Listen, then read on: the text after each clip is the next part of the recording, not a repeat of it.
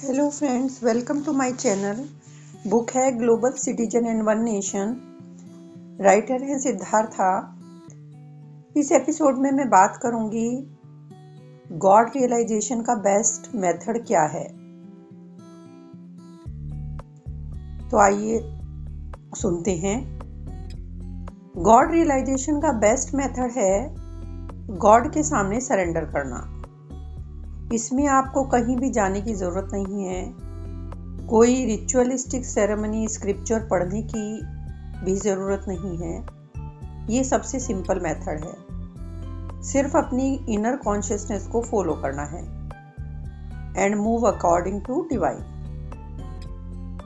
इस तरह के पर्सन की भगवान उसकी लाइफ की हर फेज में उसको सपोर्ट करते हैं। एक वर्ड है थियोसोफिया।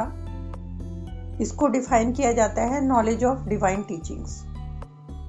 It's philosophy is a contemporary presentation of the perennial wisdom underlying the world's religions, science and philosophies.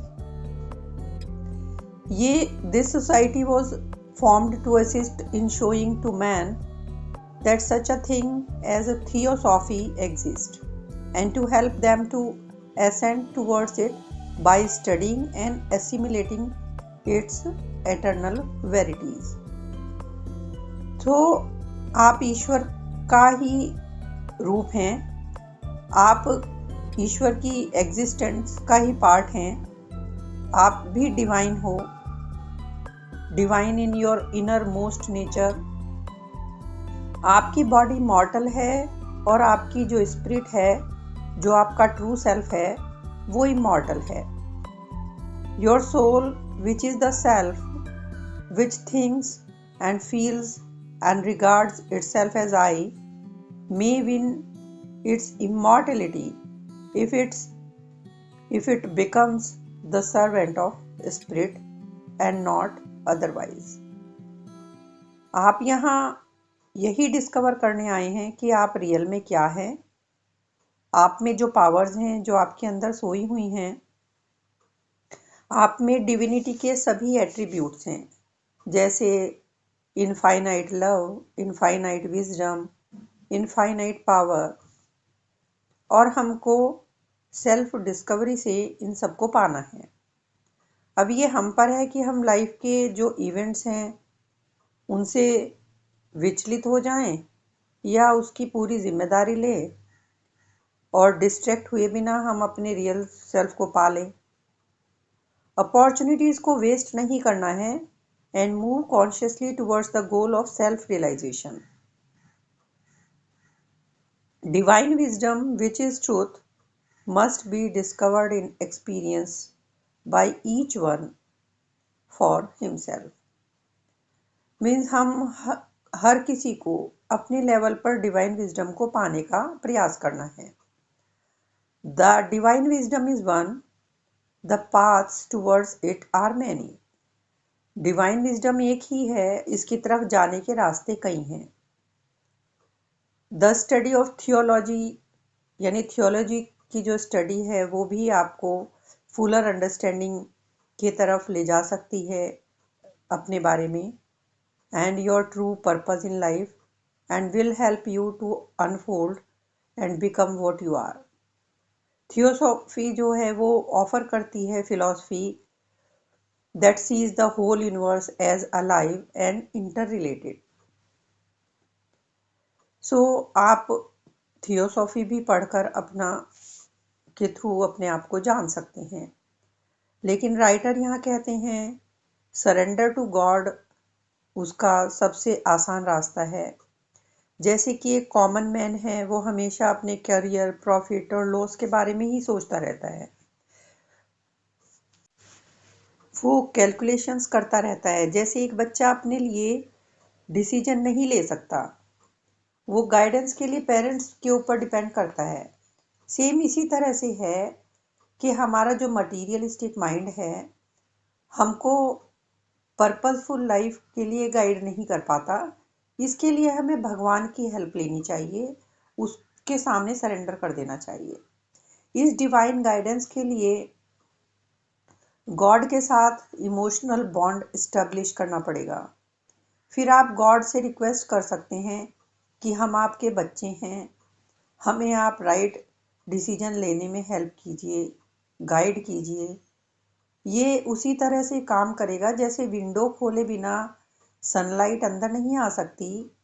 जब तक हम अपने आप को भगवान से जोड़कर अपने माइंड की विंडो खोलते हैं, तब तक हमारा अंधेरा दूर नहीं होता। बट इन द एंड ये डिपेंड करता है कि आप अपने आप को गॉड के सामने कैसे सरेंडर करते हैं। इस बात पर आप उस स्टेज पर पहुंच जाएंगे जहां जब भी आप गाइडेंस मांगेंगे वो आपको उसी तरह मिलेगी जैसे बच्चों को उनके पेरेंट्स से मिलती है। The divine remain 24 hours with the soul, working with the physical body. तो गॉड का फ्रेंड बनिए, जो मोस्ट पावरफुल सोर्स है सुप्रीम नॉलेज का। आप ये सोचेंगे क्या ये पॉसिबल है? तो राइटर कहते हैं यस व्हाई नॉट। जैसे और रिश्ते होते हैं दुनिया में, वैसे ही आपका रिश्ता डिवाइन के साथ है। इस रिलेशनशिप को आप डेवलप कर सकते हैं। गॉड रियलाइजेशन के पाथ पर जो हमारी डिज़ायर्स हैं वो एक कांटे की तरह होती हैं। The desires are to be understood but not to follow. जब सोल वर्ल्डली डिज़ायर्स की फर्स्ट स्टेज को पार कर लेती है तो उसको क्लियरली भगवान के मैसेजेस मिलते हैं, डिवाइन मैसेजेस मिलते हैं। Now the soul works under the guidance of God. ये एक पतंग की तरह से है जो धागे से बंधकर उड़ती है। In the way soul moves according to divine instructions. और जब सोल का कांटेक्ट भगवान से, डिवाइन से होता है, तो उसमें कोई फियर या डाउट नहीं होता। The soul is filled with divine quality. ऐसी सोल ह्यूमैनिटी के लिए भी काम करती है। वो सभी लिविंग ऑर्गेनिज्म को प्रोटेक्ट करती है। इस सोल में पीस होगा, लव होगा, कंपैशन होगा। एक इंग्लिश राइटर पॉल ब्रूटन हैं, उन्होंने लिखा है अपनी एक famous book secret search of India में, एक बार वो रमणा महर्षि के पास गए जब वो मेडिटेट कर रहे थे। पॉल ने डिवाइन पीस की फ्रेग्रेंस ऑब्जर्व की।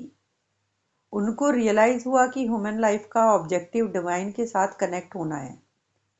सेल्फ एनालिसिस से ये किया जा सकता है। सरेंडर के लिए 3 चीजें चाहिए: लव, बिलीफ और सेक्रीफाइस। लव जो हमें गॉड के साथ रिलेशन बनाने में हेल्प करेगा, बिलीफ या फेथ हमारा कनेक्शन जोड़ देगा, और सेक्रीफाइस से सोल डिवाइन के साथ मर्ज हो जाएगी। ह्यूमन बीइंग कंप्लीट हो जाता है। उसको किसी चीज को खोने का डर नहीं रहता, इवन डेथ का भी डर नहीं होता। The biggest advantage of this path is that words like I, my, your, ये सब डिसअपियर हो जाते हैं, खत्म हो जाते हैं। वो इंसान जो भी सांस लेता है वो गॉड की होती है, चाहे वो बिल्कुल पैसे ना भी हों उसके पास, तभी भी वो खुद को इस धरती का राजा समझता है। राइटर कहते हैं जो ग्लोबल सिटीजन का ट्रू एग्जाम्पल है, उन्होंने मदर टेरेसा और महात्मा गांधी को बताया है। ये 2 पर्सनैलिटीज ग्लोबल सिटीजन का ट्रू एग्जाम्पल है। इन दोनों ने अलग अलग जगह जन्म लिया, still both of them practised religion in its true essence. Mahatma Gandhi और मदर टेरेसा सक्सेसफुली उस पाथ पर चले और उनको ग्लोबल सिटीजन हम कह सकते हैं। महात्मा गांधी ने नॉन वायलेंस एंड ट्रूथ से इंडिपेंडेंस की लड़ाई लड़ी। इसी तरह से मार्टिन लूथर किंग थे, जिन्होंने वायलेंस को यूज़ नहीं किया था। वो ब्लैक्स के लिए लड़े थे अमेरिका में। इसी तरह fight for rights Gandhi ji ने ह्यूमैनिटी की लड़ाई लड़ी, और इससे लोगों के माइंड चेंज हुए and also opened lots of people's mind. इसी तरह से मदर टेरेसा थी, वो बहुत ही स्ट्रांग और इंडिपेंडेंट वुमेन थी। यूगोस्लाविया में उनको जन्म 27 अगस्त 1910 में हुआ था। मदर टेरेसा ने फिजिकल, इमोशनल और स्पिरिचुअल वर्क किए बिना रुके। वो कमज़ोर थीं, फिर भी उन्होंने अपनी ही बीमारियों से लड़ते हुए वो वापस काम पे लौट जाती थीं। उन्होंने ये काम 50 से ज़्यादा साल तक किए, पैशनेटली किए, लोगों की केयर की। फाइनली 5 सितंबर 1997 में अपनी प्रेयर और डिनर के बाद वो वापस अपने डिवाइन घर में चली गई, वही जो उनके जीवन का सेंटर ऑफ लाइफ था। वो अपनी आंखों में खुद को भगवान की पेंसिल मानती थी। A tiny bit of pencil with which he rights what he like. वो छोटी पेंसिल जिससे भगवान जो चाहता है वो लिखता है। Life is a two way track, one is spiritual and the other is physical. तो इस तरह से हमको भी अपने आप को गॉड के सामने सरेंडर करके सेल्फ रियलाइज करना है। इन ग्लोबल सिटीजन्स की ज़रूरत क्या पड़ती है? Need of global citizen. Global citizen ये लोग वो लोग होते हैं जो फिजिकल और स्पिरिचुअल लेवल पर फ्री होते हैं। ये फैलाते हैं feeling of transnationalism, truth, love, compassion, sacrifice, courage इनकी स्ट्रेंथ होते हैं। इनका मिशन होता है एक नेशन की दूसरे नेशन से पूरे देश दुनिया को जोड़ना। ये लोग गॉड के एजेंट होते हैं जो सभी लिविंग बीइंग्स में पीस और हार्मनी स्टैब्लिश करते हैं। The global citizens will mark there presence in golden words in history. ये लोग गुडविल के ट्रू मैसेंजर होते हैं। These human beings create a mark through their work. Naturally ये प्रश्न उठता है कि कौन होते हैं ये इस तरह के लोग? ये ग्लोबल जो सिटीजन हैं ये अलग अलग धर्मों के, अलग अलग सोसाइटी के, अलग अलग नेशंस के होंगे, हो सकते हैं, और इनमें वननेस की फीलिंग होती है। ये वो लोग होते हैं जो एनलाइटमेंट अचीव करने की सोचते हैं या इन्होंने अचीव कर रखी होती है, और एनलाइटमेंट की प्रोसेस में ही ये बिलीव करते हैं। They may be scientist, teachers, film makers, writers, spiritual teachers, social workers, army personnels, businessman, student, कोई भी ह्यूमन बीइंग जो दुनिया को बदलना चाहता है। कुछ ग्लोबल इश्यूज हैं जो ट्रांस बाउंड्रीज के हैं, वो रिजॉल्व करना किसी एक नेशन के, एक देश की बस की बात नहीं है।